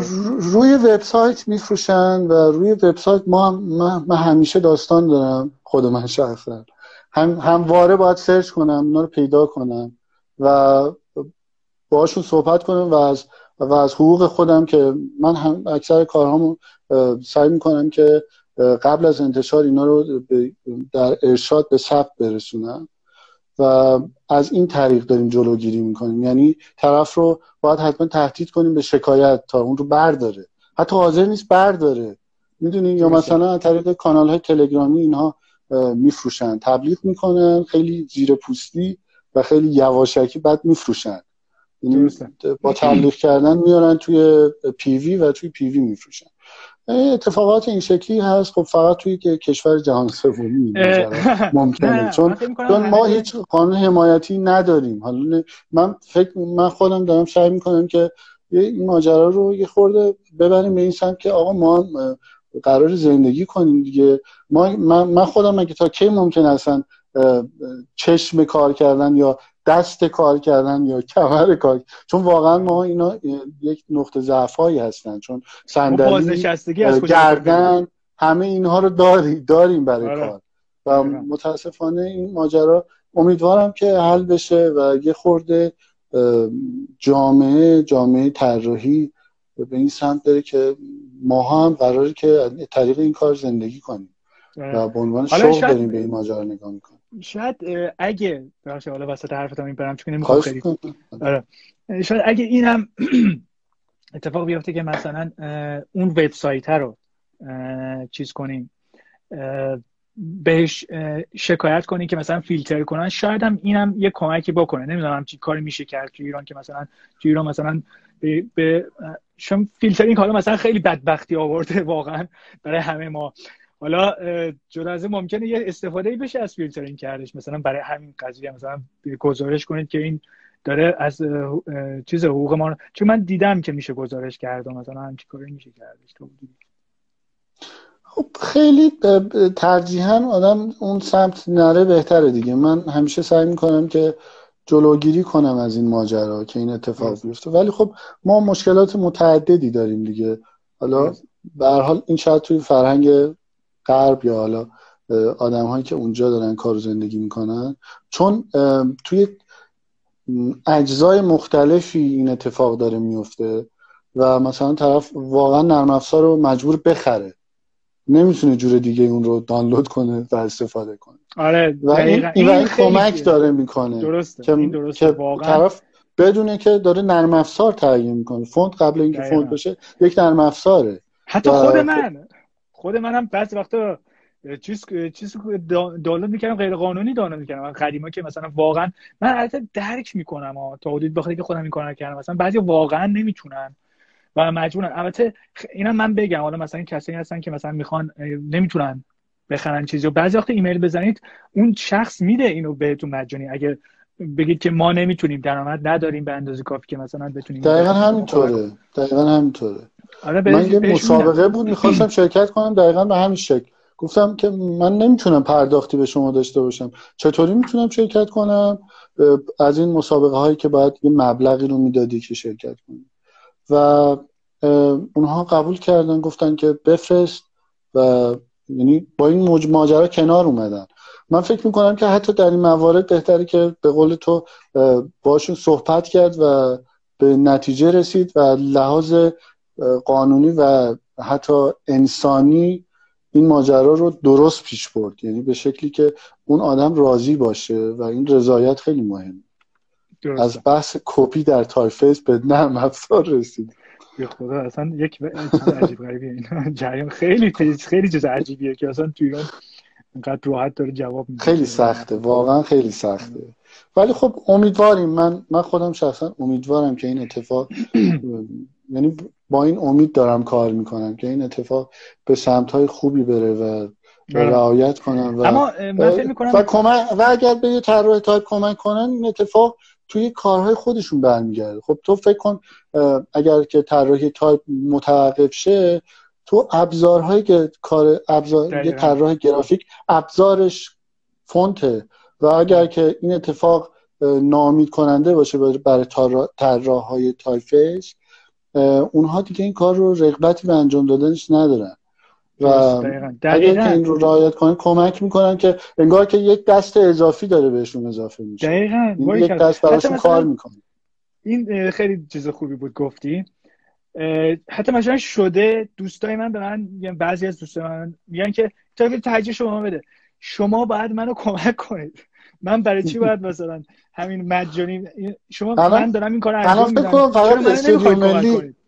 امید نعم الحبیب و استودیو ملی تجدیدش دادن، درسته؟ اون میخواست بخره من بهش دادم، چون که امید نعم الحبیب من کارش خیلی دوست دارم و بهش گفتم همه دوست دارم، منم خیلی دوست دارم. خیلی خوبه. امید هم خیلی زیبایی شناسی خوبی رو دارن توسعه میدن. کاش 20 تا از این استودیوها به این خوبی داشتیم با این کیفیت.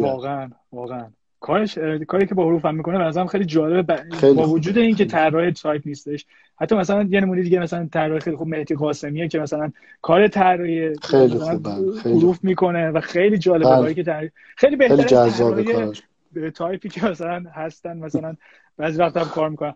اما این چیزی که گفتی خیلی چیز جالبی بودش، چون که حالا یه بار دیگه چی بودش میگفتی که من یه بحث نرم افزار بحث نرم افزار بعد از همین آره بحث این کپی بود. یه چیز خیلی جالبی گفت که ما به طراحای گرافیک داریم کمک میکنیم دیگه. آره دقیقاً. مثلا همین دیگه، مثلا اگه چیز اینا هم مثلا خودشون بخوان که فونت‌های بهتری ببینن باید کمک کنن طراحی تایپ دیگه رو. و البته من فکر می‌کنم یه چیز دیگه می‌خواستم بگم یادم رفت، حالا ممکنه یادم بیاد، حالا بعداً شاید یادم اومد بهت میگم. خیلی خوب استوریش می‌کنیم اگر که خیلی یادت افتاد استوریش می‌کنیم. خب بریم سراغ، یعنی بحثو تقریباً ببندیمش. تو که تدریس نمی‌کنی درسته؟ یا اصلا علاقه‌ای به تدریس یا آموزش داری؟ اگر که این بستر آماده باشه حاضری تجربیاتت رو با بقیه در میون بذاری و اون رو به بقیه هم منتقل کنی؟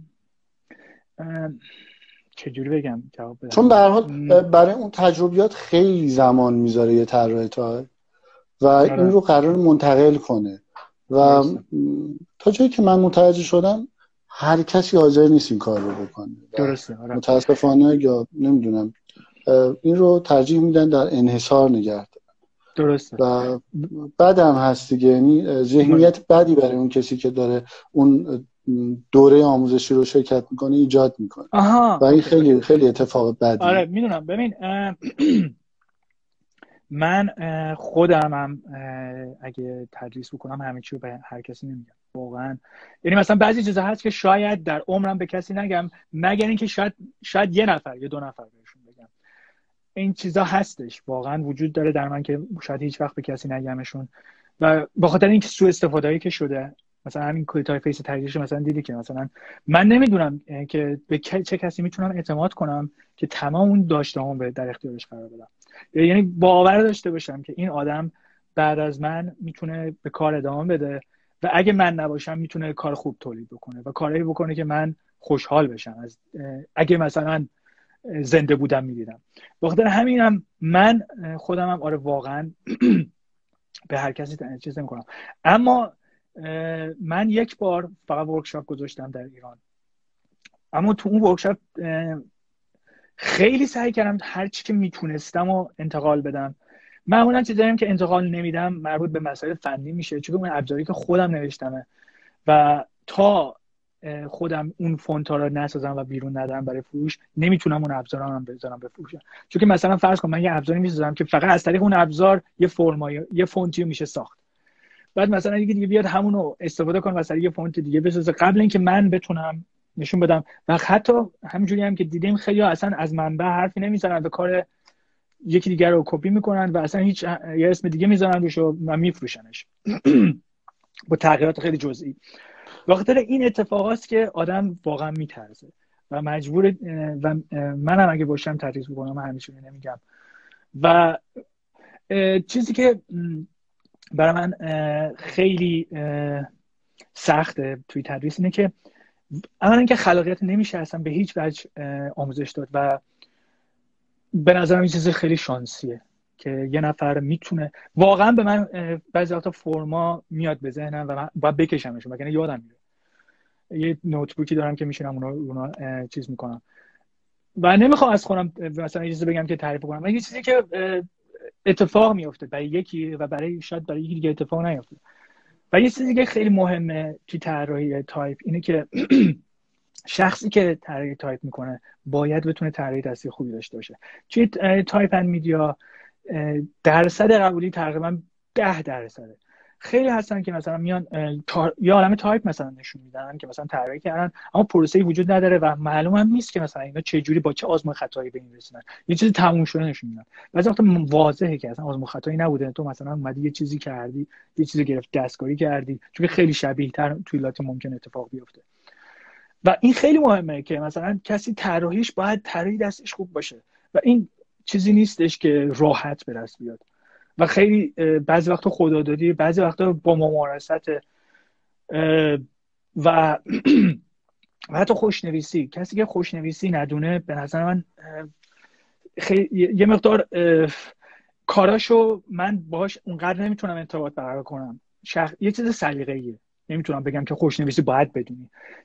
من میتونم تاثیر خوشنویسی تو کارهای مثلا دامون خانجازاده میبینم، در حالی که بعضی وقتا کار مثلا تو دیواش نگاه میکنیم خیلی فرمای هندسی توشه اما تاثیرات خوشنویسی خیلی واضحه توش. یعنی من این چیزا رو دوست دارم که مثلا تاثیرات خوشنویسی به صورت خیلی نامحسوس تو فرمای هندسی مثلا ببینم. و این چیزاست که مثلا بیایم با هم ایده های مختلف با هم دیگه میکس کردن ایده های مختلف، خوشنویسی با فرمای هندسی، اینا چیزایی که توی ذهن اتفاق میفته و لزوما نمیشه آموزشش داد.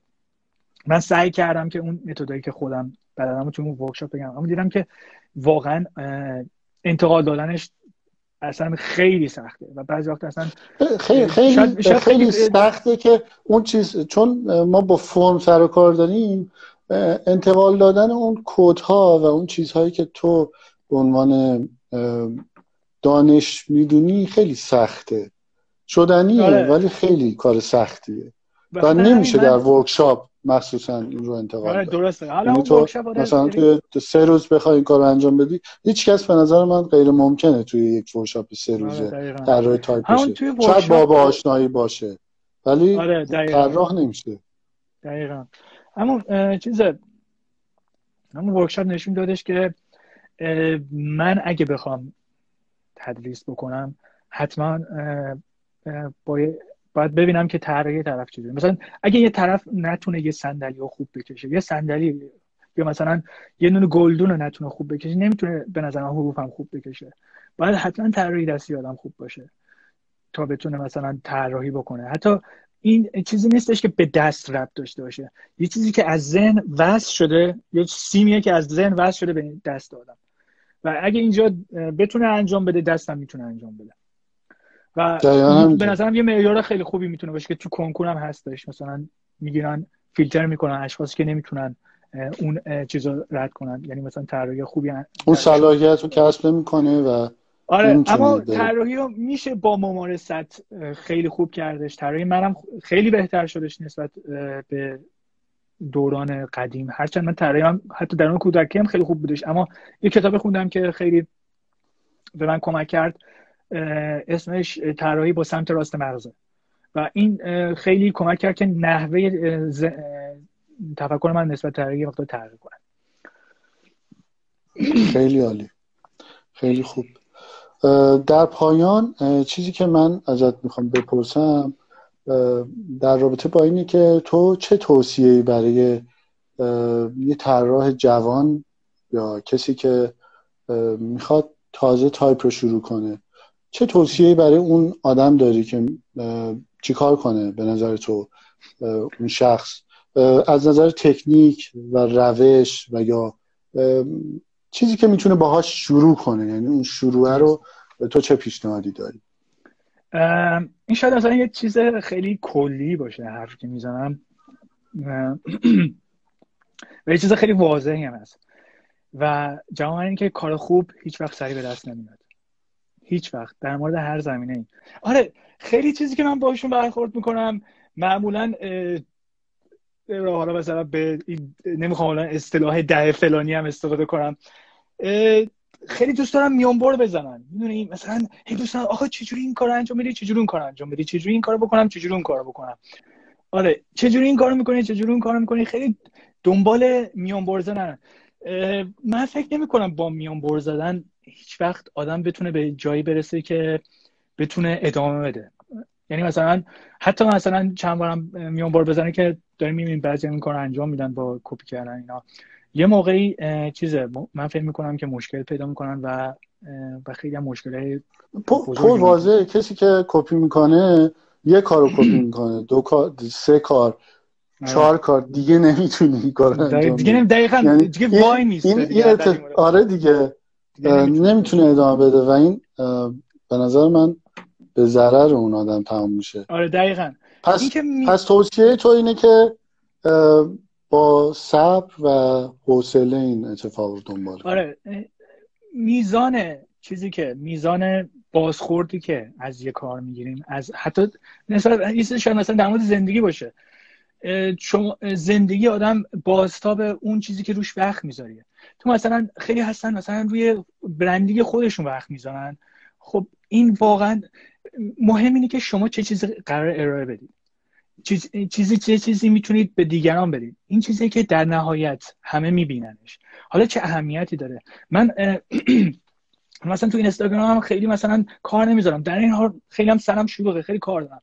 یعنی مثلا برندینگ فکر میکنن که مثلا برندینگ خیلی مهمه، من فکر نمیکنم اینقدر مهم باشه. مهمه که شما بتونید یه مشتری که میاد به بهترین نحو ممکن کارو براش انجام بدید که دیگه نتونه کسی دیگه پیدا کنه، و وقتی این کارو انجام بدید به صورت خیلی شفاف باش کار بکنید، همیشه میتونید واقعا هم چیز کار بکنید. و واقعا هم باور داشته باشید که اگه واقعا باور داشته باشید که شما یه چیزی برای ارائه دارید، بالاخره یه روز میتونید ارائهش بدید. این یه باور واقعی بودش در من که من میتونم یک دلیل این که اصلا وارد این شدم این بود که من میتونم یه چیز جدید ارائه بدم که الان نیست، و این چیزیه که من بخاطرش وارد شدم. یه چیزی هم که یادم افتاد نگفتم، این که بعضی میگن چرا اسم دیودروم اسمش دیودرومه، یعنی که دیودروم عربی که خیلی بی رفت بوده آخر چیز. اسمش که قاعدتا به طور مشخص من البته نمیدونم، نخوندم اصلا چیزی هم راجع، ولی فکر میکنم که اسم اون تایپه، یعنی اسم اون تایپی که از قبل آماده بوده لاتین بود که آره و تو اضافه شدی به پروژه‌ای. آره دقیقاً. عربیکو اینا خودشون اضافه کردن، اسم من انتخاب نکردن. یعنی اگه میتونستم اسم فارسی میذاشتم روش، اما دست من نیستش. من فکر می‌کنم که خیلی بیشتر تو ایران گسترش پیدا کرده تا تو کشور عربی. هرچند توی کشور عربی هم مثلا بعضی جاها مثلا یه خبرگزاری من دیدم که مثلا ازش استفاده کرده، اما بیشتر من تو ایرانم. من خیلی هم خبر ندارم توی کشور عربی چه اتفاقی میفته، بیشتر ایران دارم اینو. به نظر من کاش میتونستی یه اتفاقی رو توی ایندیان تایپ دنبال کنی. البته به عنوان پیشنهاد الان هم به ذهنم رسید که یه اتفاقی بیفته و اینها بتونن خیلی خداپسند و انسان پسند این اتفاق براشون بیفته، بتونن بخرن این کار رو، چون قاعدتا میتونن ایندیان تایپ میتونه یه ساختاری رو پیش بینی کنه که مثلا به یک حسابی توی ایران اینا پول بتونن واریز کنن. کسایی که میخوان اون تایپ رو به شکل در واقع خداپسندانه‌ای داشته باشن و این فکر میکنم شاید شاید بشه یه آره پیشنهاد بده بهشون، چون خیلی داره استفاده. یه چیز خودش 4 سال پیش من گفت آره وبسایت عربی هم شاید راه انداختیم. آره ساتیا نه ولش کن نمیگم. یه سری چیزا هست، مسائل هست خیلی شخصیه، آدم بگه خوب نیست. میدونم چی میگی. آره نه من صرفا به عنوان پیشنهاد به ذهنم رسید، در حال حاضر هستم چیزی هم نبود. آره شاید بشن چی کاری کرد. مثلا میشه یک ساختاری رو در نظر گرفت که اصلا توی ایران هم اینا بتونن بفروشن اون کار رو. غالبا من خودم واقعا یکی از دغدغه‌هام همین هستش که بتونم کارامو تو ایران بفروشم، چون که و فرهنگش درست بشه و این اصلا ایران برای من مهمتره و کارهای جدیدمو میخوام تو ایران ارائه بدم اگه کار جدیدم بتونم تموم کنم. و آره یکی از چیزایی که واقعا خیلی دوست دارم، برای من خیلی ایران مهمتره، چون واقعا من خسته شدم. فرض کن تو یک کشور دیگه زندگی می‌کنی که کارت دیده نمیشه. مثلا من همش باید مثلا یکی برای من یه کاری بفرسته، یه پست اینستاگرام بفرسته که کارت اینجا استفاده شده، من خودم نمیدونم چقدر کارم استفاده میشه اونقدر. دقیقاً همینطوره. دقیقاً من این سوالم ازت نتونستم بپرسم چون فکر کردم که احتمالاً تو این تجربه رو نداری و حالا شاید توی بازارهای مسافرت این رو ببینی و احتمالاً هم دیدی سفر اومدی. ولی چیزی که من اینجا دارم میبینم این اتفاق برای تایپ تو افتاده و خیلی فراگیر شده و خیلی دوستش دارن. من خودم هم خیلی دوستش دارم و منم متاسفانه جزو اون دسته از آدماییم که بدون لایسنس و در واقع توی ساختار من از خود ایندیان تایپ گرفتم این رو.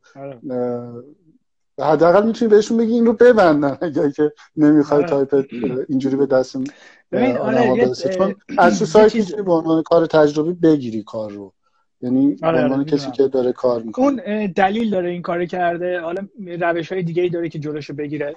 البته توی محیط ایران خیلی قابل پیاده سازی نیستش، اما کار درستی میکنه اون که این کار انجام داده و توی ایران هم میشه انجام داد. حالا من مثلا برای خودت میتونم بگم اینکه کسی که فونتو داره دانلود میکنه باید حتما به یه مجوزی رو قبول بکنه و اون مجوز باید توش بگه که شما نمیتونید به عنوان برای کار تجاری از این استفاده کنید، برای که و شما با دانلود کردن این فونت این رو قبول میکنید که این کار برای کار استفاده تجاری نیست و اگر این کار انجام دادید ما پیگرد قانونی میکنیم شما. یعنی اونو اگه قبول کنه دیگه قبول کرده که این کار انجام نمیده، یک مدرک قانونیه برای تو که میتونه بگه که تو میتونی بعد اونو پیگیری کنیش. درسته. این امضاها رو خب شرایط قانونی براش در نظر گرفتن دیگه. مثلا من یه تجربه رو داشتم، شاید خیلی هم ربطی به تایپ نداشته باشه، ولی من از گوگل یک ایمیل گرفتم برای همکاری با گوگل دودل که مربوط به پروژه جام جهانی که ایران توش حضور داشت، آخرین جام جهانی، و قرار شد که من با اینا همکاری کنم. من امضای محرمانه بودن پروژه رو امضا کردم و همه پروژه رو برای من توضیح دادن قبل از اینکه به راشین خیریه این پروژه رو سفارش بدن. پروژه تثبیت سازی بود برای ماجرای جام جهانی، حضور ایران در جام جهانی، و من اون اوکی کردم. آرت دایرکتور گوگل بود، با من تماس گرفت و اونو امضا کردم و این محرمانه بود، یعنی این پروژه با من همه خصوصیات تمام جزئیاتش در ارتباط گذاشته شد. اما به جایی رسید که من راجع به پرداخت مالی با اینها صحبت کردم که چطور میخواید دستمزد من رو بدید و اونها پروژه رو کلاً کنسل کردن، یعنی به خاطر اینکه دیدن که هیچ راهی ندارن و کنسل کردن و چند وقت بعد من دیدم راشین خیریه اون کار رو انجام داده بود و یک تصویر عجیب غریبی این ماجرا ساخته بود که آره من وقتی این ایمیل رو گرفتم تا خونه نمیدونم دویدم تا اینجایی که تو خاطرم هست، یا کلی BBC راجع با این آدم صحبت کرد که این اتفاق براش افتاده بود. خیلی چیز خیلی بولد شد براش و خیلی باش مانور تبلیغاتی داد. میخوام بگم که ما این مشکلات رو داریم، یعنی مثلا گوگل میتونه اقدام قانونی کنه و اگر تو اونو امضا کنی توی کشورهایی که حالا احتمالاً گوگل حضور داره به عنوان یک شرکت میتونه اقدام قانونی کنه و قانون ازش حمایت میکنه. ولی ما یه همچین چیزی رو نداریم. ما اگر یه اینجور داستانی رو بذاریم به طور قطع مطمئن باش این ماجرا پخش میشه و نمیشه یه چیزی که میتونی شده. دنبال کنی حالا اینه که میتونی دنبال کنی که ببینید کسایی که نرم افزار تولید میکنن اینا چیکار میکنن، چون فونت نرم افزاره اونا حتما یه کاری میکنن که جلوی یه چیزی بگیره. خود نرم افزار مریم هم یه کاری میکنه که اون بیشتر فونت رو میگیره پنهان میکنه توی سیستم. اما کسای دیگه هستن که مثلا قضیه همین لایسنسینگ رو چجوری کار کردن، چجوری میتونن جلوی کپی نرم افزارشون رو بگیرن با همین قضیه مجوز اینا. احتمالاً اگه اینا رو دنبال کنید تو ایران خیلی به چیزای نتایج شاید برسی. هرچند خیلی سیستم قضایی تو ایران پیچیده است و من نمیدونم چجوری میشه واقعا دنبال کردش، اما میشه دنبال کرد، ولی خب مشکلات خاص خودشو داره دیگه. یعنی ترجیحاً کلا ترجیح باید بدی که به اون سمت نره، یعنی مشکلاتتو حل کنی. من خودم ترجیحم اینه که اگر مسئله هم پیش میاد از لحاظ حقوقی یک کاری رو برمیدارن، ترجیح میدم که این ماجرا حل شه و ادامه پیدا نکنه که به ماجراهای یعنی اقدامهای قانونی برسه و بخواد کسی شکایت کنه. خب خیلی خوب، خیلی عالی بود. حرفی سخنی به عنوان نکته پایانی چیزی مونده که بخوای با کسایی که حالا 37 نفر هنوز توی لایو ما هستن باشون در میون بذاری؟ چه چیزی؟ والا نمیدونم، اما اگه سوالی داشتن میتونن بپرسن، اگه سوال خیلی شخصی نباشه و در مورد نرم افزار نباشه. این خوب شد اینو گفت، یادم افتاد من نمیتونم سوال نرم افزاری کسی رو جواب بدم. حالا ممکنه کسی بعدا اینو ببینه، چون خیلی میان از من سوال نرم افزاری میپرسن. من نرم افزار رو نساختم که بتونم اون سوالا رو جواب بدم. اگه نرم افزار رو ساخته بودم میتونستم جواب بدم، اما بعدم یه سری میان کاراشون رو هی برای من میفرستن که من نظر بدم. من نمیتونم در مورد کارها خیلی نظر بدم، چون که به نظرم جایگاه اینو ندارم که مثلا در مورد هر کاری نظر بدم. هر کسی باید بتونه به اندازه کافی سختگیر باشه در مورد کار خودش تا بتونه مثلا تا میتونه ایراد بگیره از کار خودش، تا بتونه به یه جایی برسه که مثلا بگه کار من خیلی خوبه، یا مثلا وقت بذاره بگذره، مثلا یه کاری بکنه بذاره مثلا یه ماه بگذره بعد بره نگاه کنه. کسی که تا شروع میکنه اینو میگه نگاه کنه بعد ایراده جدید توش میبینه. این خیلی اتفاق افتاده که من کار قبلیمو نگاه میکنم ایراد میبینم توشون. بخاطر همین این که مثلا هی بیان برای من کار بفرستن، من نمیتونم اینا رو کمکی بکنم بهشون و شاید مثلا ناامید بشن، اما این دلیل نمیشه که ناامید بشن. اینا باید خودشون بزنن، اینو در نظر بگیرن که خودشون بعد یک روز مستقل بتونن کار بکنن و تنها با سختگیری در مورد کار خودشون میتونن به همچین نقطه‌ای برسن. درست. خیلی ممنونم ازت، مرسی که وقتتو به ما دادی. خواهش میکنم. تو این شلوغیایی که هممون این روزا شلوغیم و وقت خیلی غنیمت شده، ولی ممنونم ازت که دعوتمو قبول کردی، شرکت کردی و خواهش میکنم. من خوشحال شدم که باهات حرف زدم و خیلی به نظر من خیلی میتونه مفید باشه و کاش این اتفاق بیفته و اطلاعات حداقل تو این گفتگوها یه سری اطلاعات ممکنه مستند شه و این اتفاق خوبیه. شاید مثلا یه روز من با تو مصاحبه کردم سوال از تو پرسیدم. خواهش میکنم، من در خدمتتم. قربونت. من افتخاره واسم که با تو صحبت کنم. خیلی ممنون، لطف داری. بسم قربونت. مرسی، قربانت. خوشحال شدم. مراقب خودت باش. روز خوبی یا شب خوبی داشته باشی. قربونت برم. خداحافظ. فدای تو. خدا نگهدار. خداحافظ. خداحافظ.